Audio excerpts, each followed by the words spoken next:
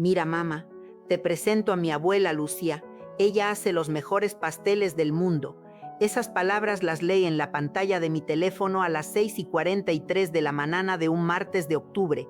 Las leí 3 veces, 4, 5, porque mi cerebro se negaba a procesar lo que mis ojos estaban viendo. Ay, mi gente, 73 años tengo, 73 años de vida. Y en todos esos años, en todas las madrugadas que he visto, en todos los amaneceres que han pasado frente a mis ojos cansados, nunca había sentido un dolor como ese. Nunca. El teléfono me temblaba en las manos, ese teléfono Samsung que Sebastián me enseñó a usar cuando tenía 9 años, sentadito junto a mí en el sillón verde de la sala, con esa paciencia infinita que solo los niños tienen con sus abuelos. Mira, abue, aquí le picas para ver las fotos, aquí para escribir, y aquí para ver lo que ponen tus amigas. Ese mismo teléfono ahora me estaba mostrando una foto de mi nieto, de mi Sebastián, abrazando a una señora de pelo rubio tenido, con unas postizas color rosa y una sonrisa de comercial de pasta de dientes. Y el pie de foto, escrito por mi propia hija Patricia, decía: Sebastián conociendo a su abuela Lucía, gracias por recibirnos con tanto amor en tu casa. Su abuela Lucía. Me senté en el borde de la cama porque las piernas me fallaron, así de golpe como cuando uno pisa mal un escalón y el cuerpo entero se va para abajo. Roberto, que en paz descanse, siempre me decía que yo era la mujer más fuerte que conocía. Carmen, tú no te doblas ante nada, me decía mientras me abrazaba por detrás en la cocina, viéndome preparar el desayuno de los niños. Tú eres como el mezquite, mujer, entre más viento más firme. Pero esa manana, mi gente, esa manana yo no era mezquite ni era nada, era un trapo viejo tirado en el suelo, era un papel arrugado en el fondo de un bote de basura, porque Sebastián, mi Sebastián, el niño que yo crié desde los 3 días de nacido, el bebé que llegó a mis brazos envuelto en una cobijita amarilla con patitos, el chamaquito que me dijo abue antes de decir cualquier otra palabra, ese niño ahora tenía otra abuela, una abuela de revista, de esas que salen en las telenovelas, una abuela con unas de salón y pelo de peluquería cara, una abuela que hacía pasteles, según Patricia, los mejores del mundo, y yo la que le cambie los panales a las 3 de la mañana cuando tenía fiebre, la que le cantaba Señora Santana hasta que se dormía, la que le enseñó a amarrarse las agujetas, a andar en bicicleta, a escribir su nombre con letra cursiva, la que le limpió el vómito de la varicela cuando tenía 6 años y no podía ni levantar la cabeza de la almohada. Yo ya no era nadie. Fíjense ustedes lo que es la vida. Me quedé ahí sentada por no sé cuánto tiempo. El sol ya estaba entrando por la ventana, esa ventana que Roberto y yo mandamos a poner cuando nos mudamos a esta casa hace 45 años. La cortina de encaje que yo misma bordé hace 20 años se mecía con el aire de la mañana, y en la mesita de noche estaba la foto de Sebastián el día de su primera comunión. Ese día él traía un traje azul marino que yo le compré en Liverpool, con camisa blanca y corbata de mono. Se veía tan guapo mi nino, tan guapo y tan mío. Y ahora tenía otra abuela. El café de olla se me enfrió ese día, la olla de barro que era de mi madre, la misma donde hiervo el agua cada mañana desde hace 50 años, se quedó ahí en la estufa, el piloncillo sin disolverse, las rajas de canela flotando en la superficie como pequeños barcos perdidos en un mar de tristeza. Antes de seguir, mi gente, déjenme contarles quién soy yo, déjenme contarles de dónde vengo, porque para entender lo que me hizo Patricia, primero tienen que entender todo lo que yo di por esa familia, todo lo que sacrifique, todo lo que construí. Con estas manos arrugadas que ahora apenas pueden sostener el teléfono sin temblar, nací en un pueblito de Michoacán, de esos que ni siquiera salen en los mapas. San José de las Colinas se llamaba, aunque todos le decían el ranchito de los Mendoza, porque mi abuelo era dueño de casi todas las tierras de por ahí. No éramos ricos, entiendan bien, éramos gente de campo, gente que se levantaba antes del sol y se acostaba cuando las gallinas ya estaban dormidas. Mi mamá, dona Refugio, era partera, trajo al mundo a más de la mitad de los niños de ese pueblo y de los 3 pueblos vecinos. Yo la acompañaba desde que tenía 8 años, cargando las toallas limpias y el agua hervida en cubetas de peltre azul. Mira bien, Carmencita, me decía mientras ayudaba a las mujeres a pujar, la vida es un milagro y nosotras somos las que lo recibimos. Mi papá, don Aurelio, era albañil, se fue al norte cuando yo tenía 12 años, buscando trabajo en Tijuana, mando dinero los primeros 6 meses, luego las cartas se fueron espaciando, al ano ya no supimos nada de él.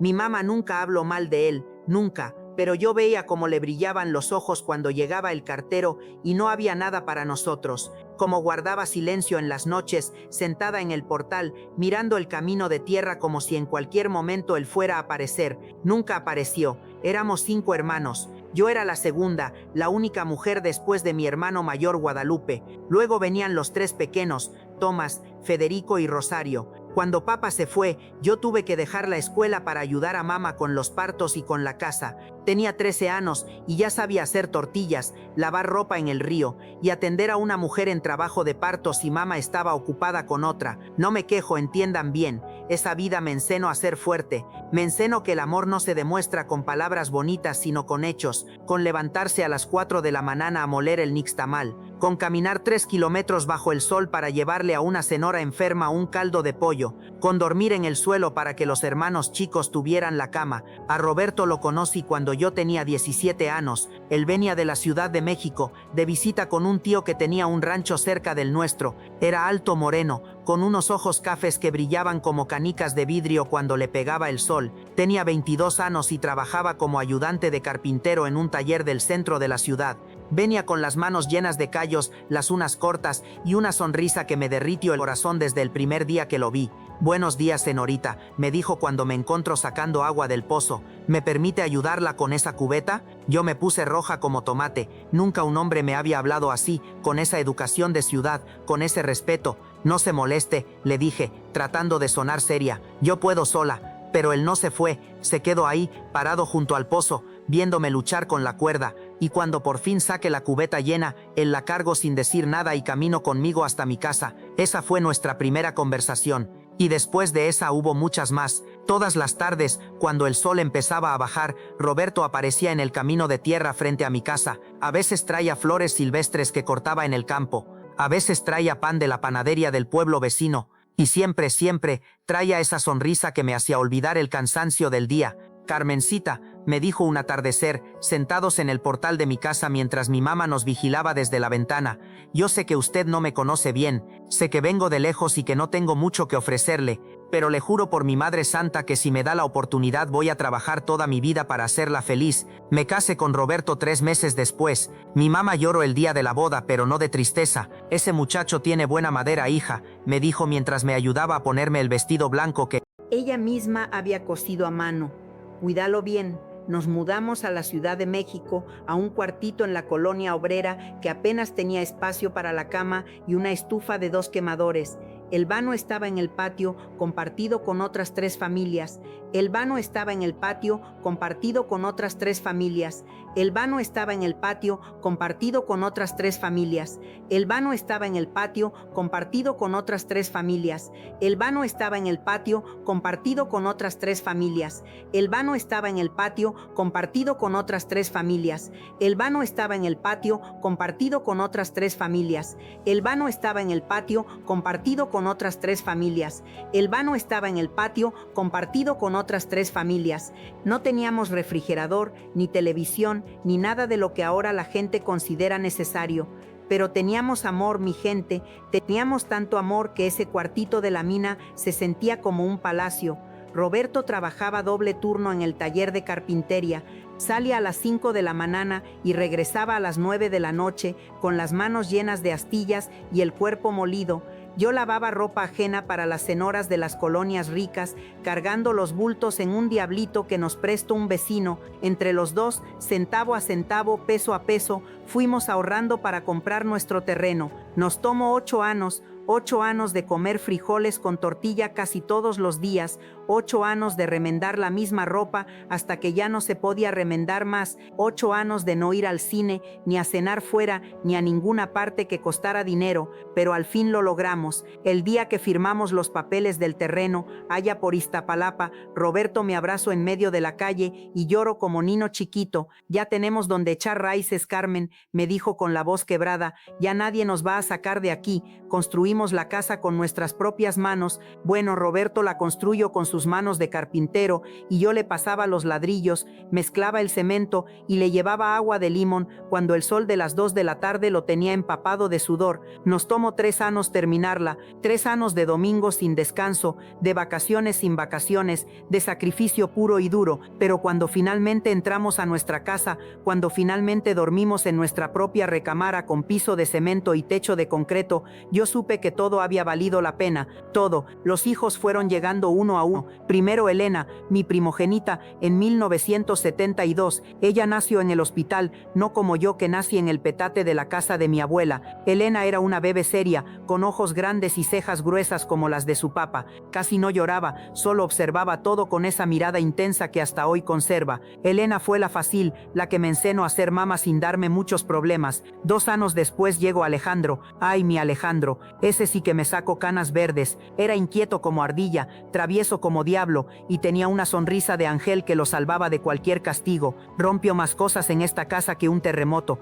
pero también era el más cariñoso de los 3. Todas las noches, sin falta, venía a darme un beso antes de dormir. Te quiero mucho, mamita, me decía con esa vocecita de nino. Tú eres la mamá más bonita del mundo. Y luego, 5 años después de Alejandro, llegó Patricia. Fíjense ustedes que desde que nació, Patricia fue diferente. No sé cómo explicarlo. Elena era seria y responsable. Alejandro era travieso pero noble. Pero Patricia tenía algo en la mirada que yo nunca pude descifrar. Era como si siempre estuviera pensando en otra cosa, como si siempre estuviera en otro lugar, aunque su cuerpo estuviera aquí. De Nina era caprichosa. Todo tenía que ser como ella quería o había berrinche. Roberto le decía a la princesa medio en broma, medio en serio, porque Patricia actuaba como si el mundo le debiera algo. No era mala, entiendan bien, nunca fue cruel ni con sus hermanos ni con nosotros, pero había en ella una insatisfacción constante, un vacío que nada parecía llenar. En la escuela era inteligente pero floja, podía sacar 10 si quería, pero casi nunca quería. Prefería pasársela sonando despierta, dibujando en las esquinas de los cuadernos, mirando por la ventana como si esperara que algo mágico apareciera de repente. Mamá, yo no quiero vivir como tú, me dijo un día cuando tenía 15 años. Estábamos en la cocina, yo haciendo la cena, ella sentada en la mesa con un refresco que ni siquiera se estaba tomando, y como vivo yo, le pregunté, tratando de no ofenderme, así, en esta casa vieja, cocinando todos los días, sin viajar, sin conocer nada. Yo quiero más, mamá, yo quiero una vida de verdad. Esas palabras se me quedaron grabadas como con hierro caliente, porque yo había dado todo por esa casa vieja, como ella la llamaba, todo por esa cocina donde ella comía 3 veces al día sin falta, todo por esa vida que a ella le parecía tan poca cosa. Patricia terminó la preparatoria a las justas, con calificaciones que apenas alcanzaban para pasar. Dijo que iba a estudiar diseño de modas, pero nunca se inscribió. Dijo que iba a trabajar en una tienda de ropa del centro, pero duró 2 meses. Dijo muchas cosas que nunca cumplió, y a los 22 años, cuando yo ya me estaba preguntando qué iba a hacer de ella, conoció a Fernando. Ay, Fernando, ese hombre que apareció en nuestra vida como aparecen las tormentas, de repente sin aviso, dejando destrucción por donde pasa. Fernando era 10 años mayor que Patricia. Tenía un carro deportivo rojo, camisas de marca y un reloj que según él costaba más que nuestra casa entera. Trabajaba en negocios, decía, sin especificar nunca qué clase de negocios. Usaba mucho gel en el pelo, tenía una barba recortada perfecta y hablaba como si el mundo fuera su propiedad. A mí no me gustó desde el primer día que lo vi. Hay personas que uno conoce y siente en el estómago que algo no está bien. Roberto también lo sintió. Ese hombre tiene ojos de mentiroso.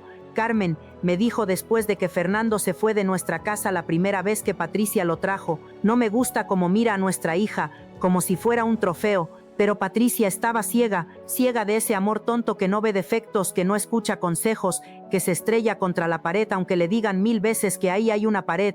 Ustedes no lo conocen, nos decía cuando tratábamos de advertirle. Ustedes están celosos porque él sí me va a dar la vida que yo merezco, la vida que ella merecía, como si nosotros no le hubiéramos dado nada. 3 meses después de conocer a Fernando, Patricia nos anunció que estaba embarazada. Lo dijo en la cena de un domingo, como quien dice que va a llover manana. Roberto casi se ahoga con el bocado de arroz que tenía en la boca. ¿Y se van a casar? Fue lo primero que preguntó, con esa voz seria de padre que quiere proteger a su hija. Patricia se rió, mi gente. Ay, papá, nadie se casa ya, eso es de gente antigua. Fernando y yo vamos a vivir juntos, como la gente moderna. Fernando ni siquiera estaba ahí para dar la cara. Mando a Patricia sola a darnos la noticia, como el cobarde que era. El embarazo fue difícil desde el principio. Patricia tenía náuseas terribles, se le hinchaban los pies, le daban mareos que casi la tiraban al suelo, y Fernando, que se suponía que la amaba tanto, que le iba a dar la vida que ella merecía, se fue distanciando más y más.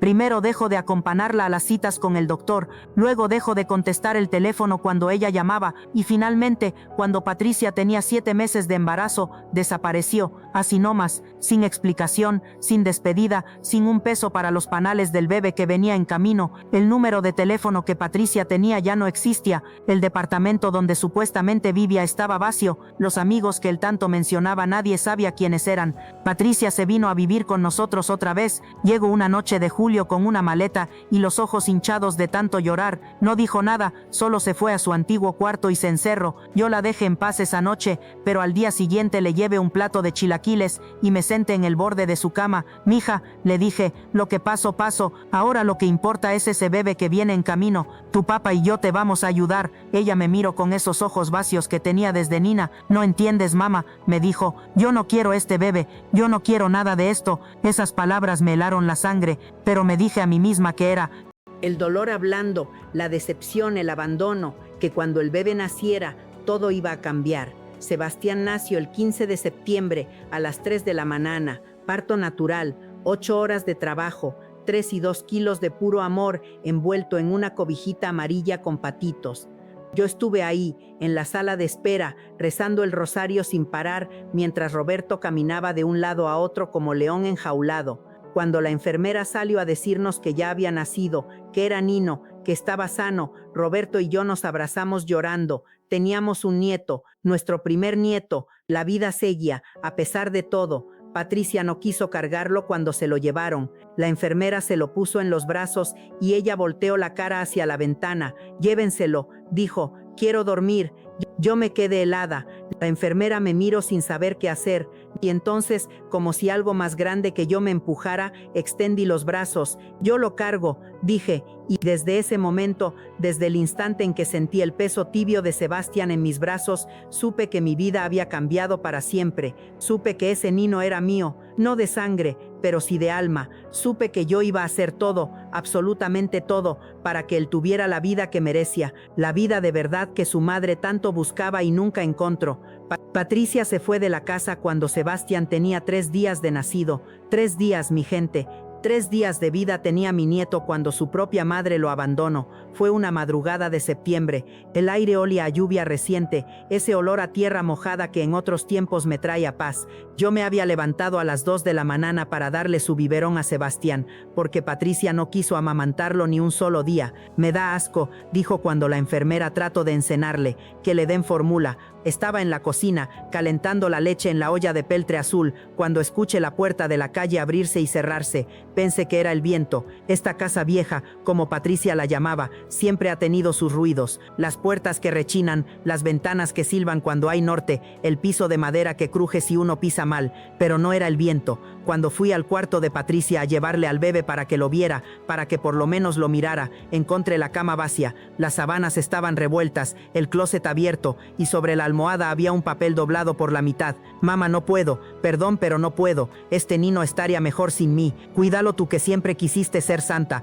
Patricia, leí esa nota no sé cuántas veces. La leí hasta que las letras se me borraron de tanto verlas. La leí hasta que el papel se arrugó entre mis dedos temblorosos. La leí hasta que Sebastián empezó a llorar desde su cunita en la sala, recordándome que había un bebé que necesitaba comer. Fui por él, lo cargué, lo pegué a mi pecho como si fuera mío, y le di su biberón ahí parada, en medio de la sala, con las lágrimas corriéndome por las mejillas y cayendo sobre su cobijita de patitos. Roberto me encontró así cuando se levantó 1 hora después. No tuve que decirle nada. Me miro el papel que yo todavía tenía en la mano y entendió todo. Que Dios la perdone, dijo con la voz ronca, porque yo no sé si puedo. Esa noche, después de que Sebastián por fin se durmió, Roberto y yo nos sentamos en la cocina a tomar café y a decidir qué íbamos a hacer. Teníamos 65 años, los dos ya jubilados, el de la carpintería cafetería donde trabajo 40 años, yo de lavar ropa ajena que ya mis manos artríticas no podían seguir lavando, no teníamos mucho dinero, apenas lo suficiente para vivir sin lujos pero sin hambres,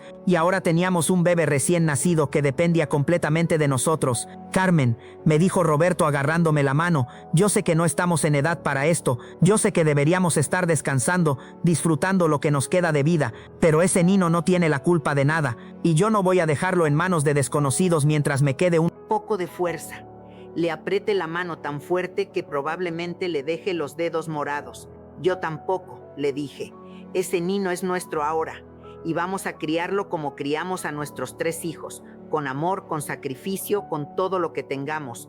Ay, mi gente, si ustedes pudieran ver todo lo que vivimos en esos primeros meses, todo lo que aprendimos a nuestra edad, todo lo que cambiamos de nuestra rutina de viejitos tranquilos para convertirnos en papas otra vez, los biberones cada 3 horas, incluso en la madrugada, las desveladas que a los 30 años se aguantan y a los 65 te dejan temblando, los colicos que hacían que Sebastián llorara sin parar durante horas y yo caminando con él por toda la casa cantándole, meciéndolo, rezándole a la Virgen que por favor lo calmara. Aprendí a cambiar panales desechables que en mis tiempos no existían. Aprendí a esterilizar mamilas en el microondas, un aparato que apenas sabía usar. Aprendí a calentar leche de fórmula sin quemarla, a sacarle los gases después de cada comida, a reconocer cuando lloraba de hambre y cuando lloraba de sueño. Roberto era mi equipo, aunque a él le costaba más trabajo por sus rodillas danadas, nunca se quejó. Se levantaba conmigo en las madrugadas, me traía café cuando yo estaba dando el biberón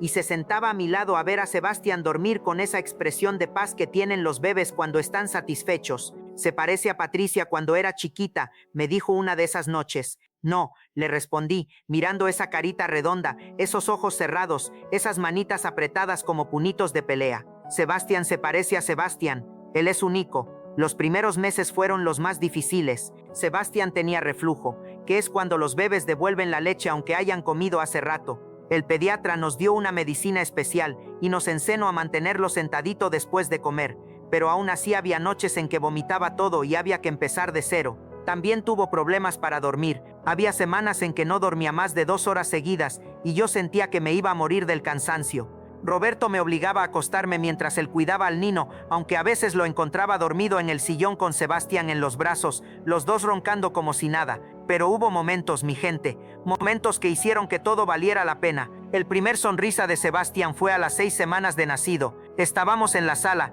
yo haciéndole caras chistosas para entretenerlo, y de repente esa boquita sin dientes se abrió en la sonrisa más hermosa que yo había visto en mi vida. No fue gas como dicen que son las primeras sonrisas. Fue una sonrisa de verdad, una sonrisa que me miraba directo al alma. Roberto, grité como loca. Ven a ver, Sebastián se está riendo. Roberto vino corriendo desde el patio donde estaba regando las plantas y llegó justo a tiempo para ver la segunda sonrisa, y la tercera, y la cuarta. Nos pasamos esa tarde entera haciéndole caras al niño, compitiendo por ver quién lo hacía reír más. Los primeros pasitos fueron a los 11 meses, aquí mismo en la sala. Sebastián se soltó del borde del sillón donde siempre se apoyaba y dio 3 pasos tambaleantes hacia mí, que estaba arrodillada en el piso con los brazos abiertos. Cuando llegó a mí y lo abracé, sentí que el corazón me iba a explotar de felicidad. Camino, decía Roberto una y otra vez, con lágrimas en los ojos. El chamaco camino solito, y las primeras palabras, ay Dios, las primeras palabras. Todo el mundo dice que los bebés dicen mamá o papá primero, pero Sebastián, mi Sebastián, dijo abue, no mamá. Fue una mañana de domingo, estábamos desayunando en la cocina, yo haciéndole su papilla de plátano que tanto le gustaba, cuando de repente señaló hacia mí y dijo, claro como el agua, abue. Me quedé paralizada con la cuchara en el aire. Roberto dejó caer el periódico que estaba leyendo. ¿Qué dijo?, preguntó Roberto, incrédulo. Sebastián me señaló otra vez, con esa sonrisita traviesa que ya empezaba a mostrar, y repitió, abue, abue. Desde ese día yo fui abue, la única, la verdadera, la que estuvo ahí cuando nadie más quiso estar. El Kinder fue otro capítulo que nunca voy a olvidar. Sebastián tenía 4 años cuando lo inscribimos en el Jardín de Niños Francisco I.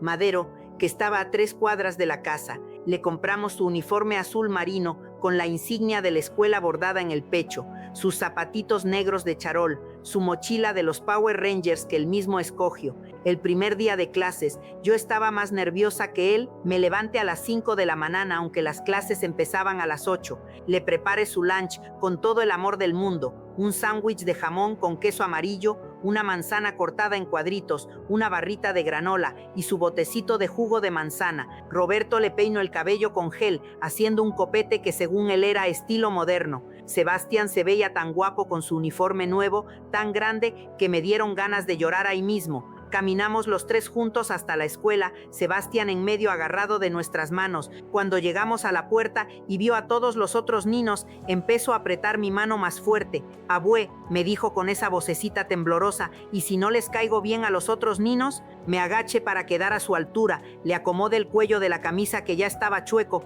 y le dije: «Mi amor, ¿quién no te va a querer? Tú eres el niño más especial del mundo. Solo sé tú mismo y vas a tener muchos amigos». Ese primer día fue difícil. Me quedé parada fuera de la escuela las 3 horas que duró la clase, incapaz de irme por si algo pasaba, por si me necesitaba. Roberto vino a recogerme con café de olla y un pan de dulce que compro en la panadería de Dona Cuca. «Carmen, el niño está bien», me dijo dándome el café. «Ven, vamos a la casa a descansar. ¿Y si llora? ¿Y si me busca y no me encuentra? Si llora, la maestra nos habla, pero no va a llorar. Sebastián es fuerte como su abuela». Y tenía razón. Cuando salió de la escuela esa primera vez, venía sonriendo de oreja a oreja, con un dibujo en la mano que había hecho en clase. «Mira, abue», me gritó desde la puerta, «dibuje nuestra casa. Esa eres tú, ese es el abue y ese soy yo». En el dibujo había 3 figuras de palitos, una grande con pelo largo, una grande con pelo corto y una chiquita en medio. Arriba del niño palito, Sebastián había escrito, con su letra chueca de 4 años: «Mi familia». Ese dibujo todavía lo tengo guardado. Está ahí, en una caja de cartón debajo de mi cama, junto con todos los otros tesoros que acumulé durante 9 años de criarlo: las calificaciones del kinder, el diploma de preescolar, los dibujos del Día de las Madres, donde siempre había una señora con el pelo blanco y un letrero que decía: «La mejor abue del mundo». La primaria fue otra aventura. Sebastián era un niño inteligente, curioso, preguntador. Quería saber por qué el cielo era azul, por qué los pájaros volaban, por qué la luna cambiaba de forma. Y yo, que apenas terminé la primaria en mi pueblo de Michoacán, hacía todo lo posible por responderle. Cuando no sabía, inventaba, y cuando él me cachaba inventando, los dos nos reíamos y buscábamos juntos la respuesta en los libros de la biblioteca. Las tareas eran nuestro momento especial. Todas las tardes, después de comer, nos sentábamos en la mesa del comedor a hacer la tarea. Yo le ayudaba con las letras, que siempre le costaron trabajo. Él me ayudaba a mí con las matemáticas, que a él se le daban fácil. «Abue, 7 más 8 son 15, no 17», me corrigió una vez con esa seriedad de niño sabiondo. «Ya lo sabía», le dije haciéndome la ofendida, «te estaba probando». «Sí, como no, abue», se rió y yo me reí con él, y Roberto nos gritó desde la sala que dejáramos de hacer tanto escándalo. Hubo momentos difíciles también, no voy a mentirles. Cuando Sebastián tenía 6 años, le dio varicela, feo, muy feo. Le salieron ronchas por todo el cuerpo, en la cara, en el cuero cabelludo, hasta dentro de la boca. Tenía fiebre alta que no bajaba con nada y le picaba tanto que se rascaba dormido y amanecía con las sábanas manchadas de sangre. Me pasé 10 noches sin dormir cuidándolo. Le ponía loción de calamina en cada roncha, una por una, con un algodón que mojaba con cuidado para no lastimarlo. Le daba té de manzanilla para que pudiera dormir y me sentaba junto a su cama a vigilar que no se rascara. Una de esas noches, cuando la fiebre por fin empezó a bajar, abrió los ojos y me vio ahí sentada. «Abue», me dijo con la voz ronquita, «tú nunca te cansas de cuidarme». Sentí que el corazón se me partía en dos. «Nunca, mi amor», le dije, acariciándole el poquito de frente que no tenía ronchas. «Cuidarte es lo que más me gusta hacer en el mundo». Se volvió a dormir con una sonrisita en la cara y yo me quedé ahí sentada, llorando en silencio, preguntándome cómo su propia madre había podido abandonar a este ángel. Los cumpleaños de Sebastián eran la fiesta más grande del año, más grande que Navidad, más grande que el Día de Reyes, porque en su cumpleaños yo podía demostrarle todo lo que lo quería con algo que él pudiera ver, tocar, comer, disfrutar. Su cumpleaños número 5 fue el primero que celebramos en grande. Invité a todos sus compañeritos del kinder, 15 niños que llenaron el patio de gritos y risas. Roberto infló los globos con el tanque de helio que rentamos en la tienda de fiestas. Yo hice la comida, 50 tacos de guisado. agua de Jamaica, gelatinas de colores con pasitas adentro. El pastel lo encargué en la panadería de Dona Cuca. Era de 3 leches con fresas y tenía dibujado al Power Ranger rojo, que era el favorito de Sebastián. Cuando soplaron las velitas y canto las mananitas, Sebastián me miró con esos ojos brillantes y me dijo: gracias, abue, este es el mejor cumple de mi vida. Su cumpleaños número 7 fue diferente. Ese año Sebastián estaba obsesionado con los dinosaurios. Quería un pastel de T-Rex, decoración de Jurassic Park y un disfraz de Velociraptor que yo no tenía ni idea dónde conseguir. Me pasé 2 semanas buscando ese disfraz. Fui a todas las tiendas del centro, a los mercados de Tepito, hasta a una tienda de disfraces en Coyoacán que alguien me recomendó. Nada, en ningún lugar había disfraces de Velociraptor para niños de 7 años. Al final Elena, mi hija mayor, me ayudó a hacerlo a mano. Compramos tela verde, relleno de algodón para las escamas y unos ojos de plástico que encontramos en una mercería. Nos tomó una semana entera coser ese disfraz,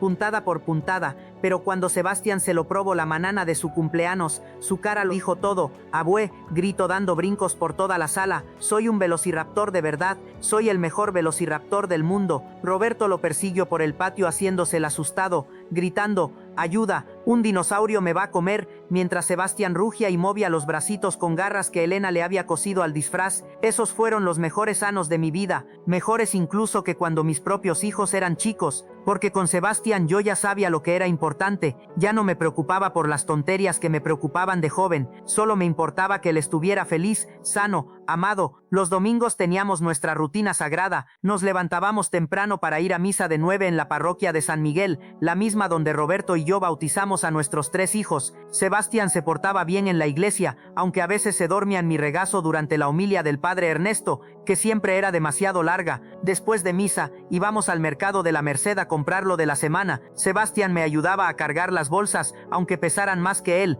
Le encantaba regatear con las marchantes y tenía un don para conseguir las mejores naranjas al mejor precio. Abue, mira, esta señora me regaló un mango de pilón. Me presumía encenándome la fruta como si fuera un trofeo. De regreso en la casa, yo cocinaba mientras Sebastián jugaba en el patio con los carritos que Roberto le había hecho de madera. El comedor olía a arroz rojo, a frijoles de olla, a carne en su jugo, que era el platillo favorito de Sebastián.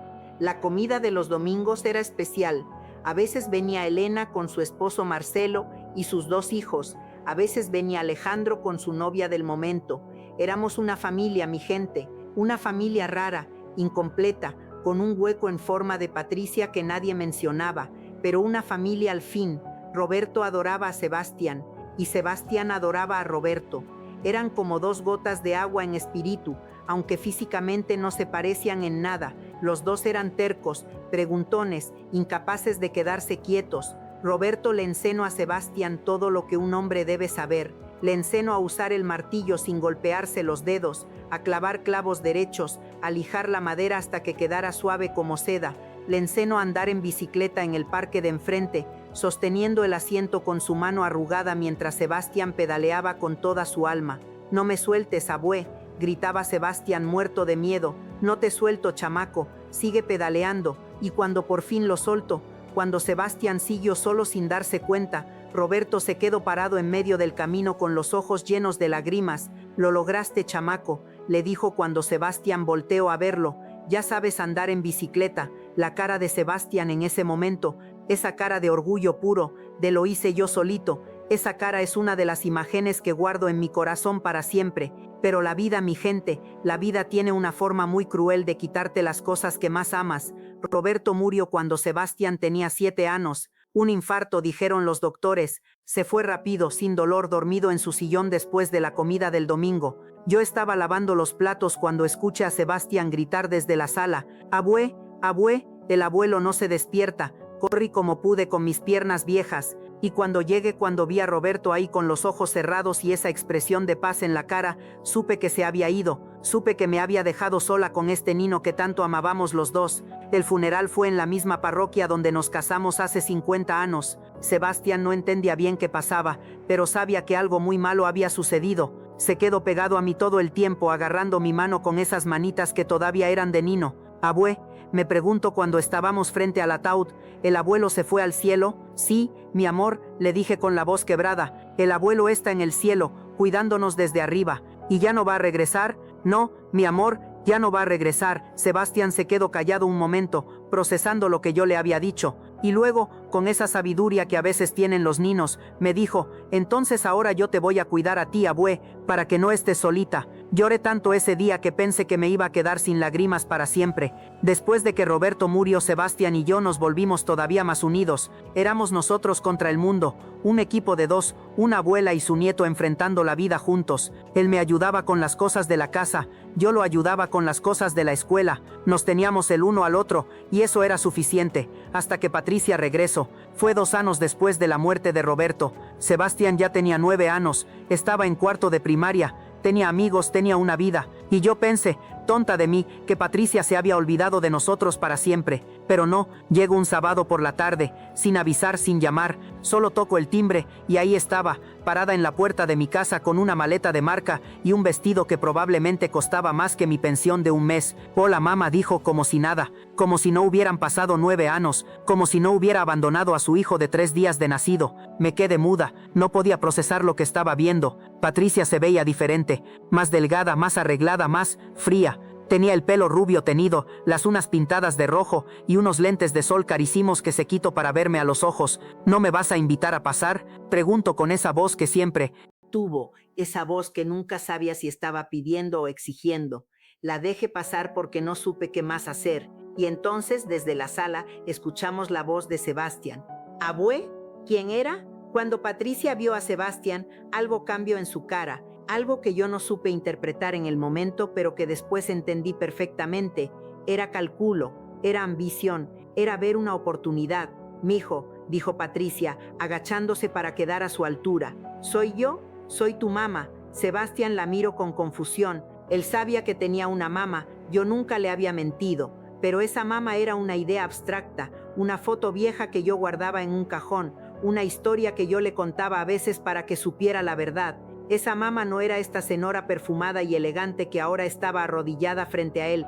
¿Mi mamá?, preguntó Sebastián, volteando a verme. ¿Abue, ella es mi mamá? No pude responder, las palabras se me atoraron en la garganta como piedras. Patricia se quedó esa noche, y la siguiente, y la siguiente, y la siguiente. Dijo que había cambiado, que había madurado, que quería recuperar el tiempo perdido con su hijo. Dijo que ahora tenía un buen trabajo, un departamento lindo, una vida estable. Dijo todo lo que yo quería escuchar, y como la tonta que soy le creí. Pero no venía sola a recuperar a su hijo, venía con algo más, o más bien, con alguien más, su nuevo esposo Carlos, un hombre divorciado, con dinero, con una casa grande en Coyoacán y con una madre que se llamaba Lucía. Al principio fue sutil. Patricia venía los fines de semana, llevaba a Sebastián a pasear, le compraba juguetes caros, lo llevaba a restaurantes lujosos. Sebastián regresaba contándome todo lo que había visto, todo lo que le habían comprado, con esa emoción de niño que no sabe distinguir entre el amor y los regalos. Abue,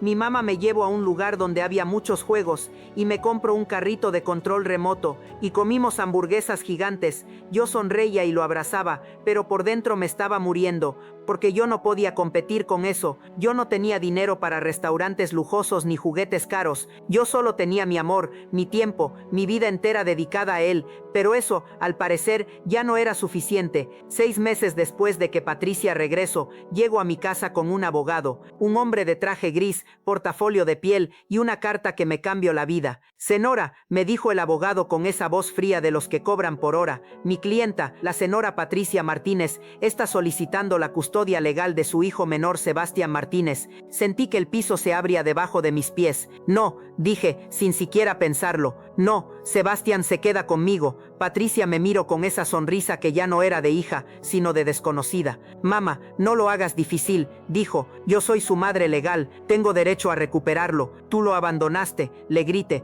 perdiendo el control por primera vez en años. Lo dejaste con 3 días de nacido. Yo lo crié, yo soy su madre, eres su abuela, me corrigió el abogado. Legalmente, no tiene ningún derecho sobre él. La batalla legal duró 8 meses. 8 meses de ir a juzgados, de declaraciones, de psicólogos que evaluaban a Sebastián como si fuera un objeto y no un niño. 8 meses de ver a mi nieto cada vez más confundido, cada vez más triste, cada vez más dividido entre la abuela que lo crió y la madre que ahora lo reclamaba. Elena me ayudó con el abogado. un muchacho joven que hacía lo que podía pero que desde el principio me dijo la verdad.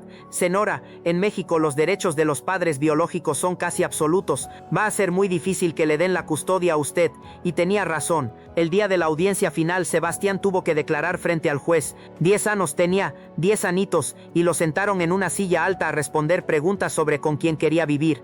¿Con quién te sientes más seguro, Sebastián?, preguntó el juez. Sebastián, me miro con esos ojos que yo había visto abrirse por primera vez en esta vida, con esos ojos que habían buscado mi cara cada mañana durante 9 años, con esos ojos que ahora estaban llenos de lágrimas.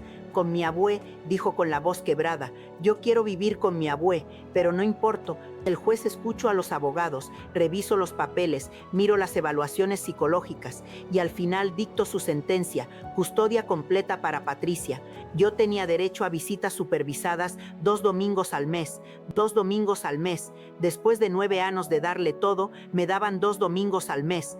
El día que se llevaron a Sebastián de mi casa fue el peor día de mi vida, peor que cuando murió Roberto, peor que cuando Patricia se fue la primera vez, porque esta vez yo estaba viendo cómo me quitaban a mi nieto con mis propios ojos, sin poder hacer nada para impedirlo. Patricia vino con Carlos a recogerlo. Sebastián tenía su maleta lista, la misma maleta de los Power Rangers que yo le compré para su primer día de kinder. Adentro estaba su ropa, sus juguetes favoritos, el peluche de dinosaurio que Elena le había regalado y con el que dormía todas las noches. Ya vámonos, Sebastián, dijo Patricia con esa voz impaciente que yo conocía tan bien. Sebastián no se movió. Estaba parado en medio de la sala, agarrando mi mano como cuando era chiquito y tenía miedo de algo. Abue, me dijo en voz baja, no quiero irme, se me rompió el corazón en 1000 pedazos. Mi amor, le dije agachándome para verlo a los ojos, tienes que ir con tu mamá, así lo decidió el juez, pero yo siempre voy a estar aquí, siempre, y nos vamos a ver los domingos, y te voy a llamar por teléfono, y nunca, nunca te voy a olvidar. ¿Promesa? Pregunto con esa vocecita que ya no era de niño chiquito, pero tampoco de adulto. Promesa, lo abracé tan fuerte que me dolieron los brazos. Olí su pelo, que todavía olía al champú de manzanilla que yo le compraba. Sentí sus bracitos apretándome la cintura, y luego, como si el tiempo se acelerara de golpe, Patricia lo jaló de la mano y se lo llevó. Vi cómo lo subió al carro de Carlos, vi cómo el carro arrancó y desapareció por la esquina, vi cómo la calle se quedó vacía, como siempre se queda vacía después de que alguien se va, y entonces entré a mi casa, cerré la puerta y me derrumbé en el piso de la sala, llorando como no había llorado en toda mi vida. Los primeros meses después de que Sebastián se fue fueron los peores. La casa se sentía vacía, enorme, llena de ecos que me recordaban que ya no había nadie más aquí. El cuarto de Sebastián seguía igual, con su cama tendida, sus juguetes en la repisa, sus dibujos pegados en la pared. Yo entraba todas las noches a verlo, como si él fuera a aparecer de repente, dormido entre las cobijas. Los domingos de visita eran una tortura. Llegaba a casa de Patricia en Coyoacán, tocaba el timbre y tenía que esperar a que alguien se dignara a abrirme. A veces tardaban 10 minutos, a veces 20, y yo ahí parada en la banqueta, como una mendiga esperando las sobras. Sebastián estaba cambiando, lo veía cada vez más distante, cada vez más callado, cada vez más parecido a Patricia. Usaba ropa de marca que yo no reconocía, hablaba de lugares a los que yo nunca podría llevarlo, mencionaba cosas que yo no entendía, y lo peor, lo que más me dolía, era cuando mencionaba a Lucia. La abuela Lucía me enseñó a hacer galletas, me dijo otro domingo, le quedan bien ricas. La abuela Lucía, como si yo no existiera, como si yo no hubiera sido la que le enseñó a hablar, a caminar, a amarrarse las agujetas, como si 9 años de mi vida no valieran nada comparados con unas galletas de marca. Y entonces esa mañana de octubre descubrí la foto en Facebook. Ahí estaba mi nieto, mi Sebastián, abrazando a una señora que no era yo, mi abuela Lucía, decía al pie de foto. Ella hace los mejores pasteles del mundo, los mejores pasteles del mundo, como si los pasteles de 3 leches que yo le hacía cada cumpleaños no contaran, como si el pastel de dinosaurio que le hice para sus 7 años no existiera, como si todo lo que yo le di se hubiera borrado de su memoria. Ese día tomé una decisión. Iba a ir a casa de Patricia, iba a hablar con Sebastián, iba a recordarle quién era yo, quién había sido yo en su vida, quien siempre iba a ser yo, aunque el mundo entero tratara de borrarlo. Cuando llegué a la casa de Patricia, me quedé parada afuera un momento. Era una casa grande, de 2 pisos, con un jardín bien cuidado y un carro último modelo estacionado en la entrada. Todo lo que Patricia siempre quiso, todo lo que ella decía que merecía. Toqué el timbre, 1 vez, 2 veces, 3 veces. Finalmente la puerta se abrió. Pero no era Patricia, era Lucía, la abuela Lucía en persona, ahí parada frente a mí, con su pelo rubio tenido, sus uñas pintadas de rosa, y esa sonrisa de comercial que yo había visto en la foto de Facebook. ¿Puede ayudarle en algo?, me pregunto, viéndome de arriba abajo como si yo fuera una vendedora ambulante. Soy la abuela de Sebastián, le dije tratando de mantener la voz firme. La verdadera abuela. Vengo a verlo. Lucía frunció el seno como si yo hubiera dicho algo ofensivo. Sebastián no está, dijo secamente, y aunque estuviera, las visitas son los domingos. Hoy es martes, solo quiero hablar con él un momento, insistí, solo un momento. Por favor, lo siento, dijo Lucía, y ya estaba cerrando la puerta. Regrese el domingo. Espere, le dije, poniendo la mano en la puerta para que no la cerrara. Usted no entiende, yo lo crié desde que tenía 3 días de nacido. Yo le cambié los panales, le di de comer, le enseñé a caminar. Yo soy su abuela. Lucía me miró con una expresión que nunca voy a olvidar. No era odio, ni desprecio, era peor, era lástima. Senora, me dijo con esa voz de quien habla con un niño tonto, yo entiendo que usted ayudó a cuidarlo cuando Patricia no podía, pero las cosas cambiaron. Patricia es su madre, Carlos es su padrastro, y yo soy su abuela ahora. Sebastián tiene una familia de verdad, y usted es parte del pasado, Me cerró la puerta en la cara. Regrese a mi casa en silencio. Entré a mi casa en silencio. Me senté en el sillón de la sala en silencio, y me quedé ahí mirando la pared, hasta que se hizo de noche. Mi gente, hay dolores que no se pueden explicar con palabras. Hay dolores que se sienten en los huesos, en el alma, en ese lugar del pecho donde guardamos todo lo que amamos. El dolor de perder a Sebastián fue peor que cualquier enfermedad, peor que cualquier golpe, peor que la muerte misma, porque la muerte es final, es definitiva, pero esto era peor, porque Sebastián estaba vivo, estaba a 1 hora de distancia en metro, pero para mí era como si estuviera en otro planeta. Hace una semana pasó algo que me devolvió un poquito de esperanza, un poquito nada más, pero después de tanta oscuridad, un poquito es mucho. Recibí una carta de verdad, de esas que llegan por correo con estampilla y todo. El sobre decía para Abue Carmen, con una letra que yo reconocería en cualquier parte del mundo, la letra de Sebastián. Me temblaron las manos al abrirla. Tardé como 5 minutos en sacar el papel porque no podía coordinar los dedos de tanto nervio, y cuando finalmente la leí, lloré como no había llorado en meses. Querida Abue, sé que hace mucho que no nos vemos, sé que te he lastimado mucho y que no tengo excusa, pero quería que supieras que no te he olvidado, nunca. A veces cuando estoy solo en mi cuarto me acuerdo de cuando me cantabas para dormirme, me acuerdo del olor de tu casa, ese olor a fabuloso morado y café de olla que nunca voy a encontrar en ningún otro lugar, me acuerdo de los domingos en el mercado, cuando me dejabas escoger un mango de pilón aunque tú sabías que iba a manchar toda mi camisa. Sé que las cosas son diferentes ahora, sé que mi mamá y Carlos tienen sus reglas y sus ideas de cómo deben ser las cosas, pero yo quiero que sepas que en mi corazón tú siempre vas a ser mi abue, la única, la de verdad. El pastel de 3 leches de Dona Lucía no sabe ni la mitad de bueno que el tuyo, y sus galletas saben a caja. Te quiero, abue. Algún día, cuando sea más grande, voy a ir a visitarte. Te lo prometo. Tu nieto que te extraña, Sebastián. Mi gente, no les puedo describir lo que sentí al leer esa carta. Fue como si el sol volviera a salir después de años de tormenta. Fue como si todo el dolor, toda la tristeza, toda la desesperanza que me estaba comiendo por dentro de repente tuviera un antídoto. Sebastián no me había olvidado. En algún lugar de su corazón adolescente, confundido, presionado por todos lados, seguía estando el niño que me decía abue con todo su amor.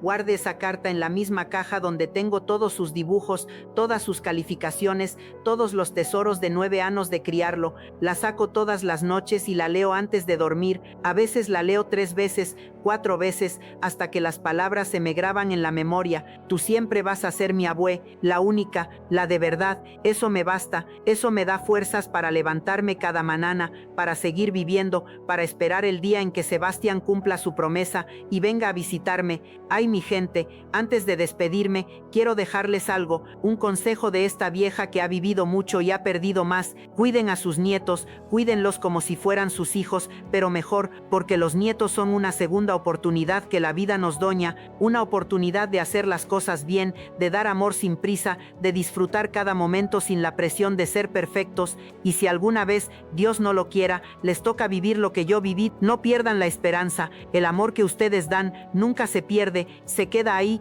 guardado en el corazón de esas personitas que criaron, esperando el momento de salir otra vez. Patricia podrá borrarme de las fotos de Facebook, Lucía podrá hacerse llamar abuela todo lo que quiera, pero el amor de 9 años no se borra con ninguna red social. El amor de las 3 de la mañana dando biberones no se reemplaza con galletas de caja. El amor verdadero, el amor de abuela, ese amor queda para siempre. Sebastián va a volver, no sé cuándo, no sé cómo, pero va a volver, porque el amor que le di no puede desaparecer así nomás, porque las raíces que plantamos juntos durante 9 años son más fuertes que cualquier árbol de jardín de Coyoacán, y cuando vuelva yo voy a estar aquí, en esta casa vieja que Patricia tanto despreciaba, con mi café de olla de piloncillo y canela, con mi pastel de 3 leches esperando en el refrigerador, con mis brazos abiertos para el niño que fue mío, que sigue siendo mío, que siempre será mío, porque yo soy su abuela, la de verdad, la única, y eso, mi gente, eso nadie me lo puede quitar. Como dice el dicho,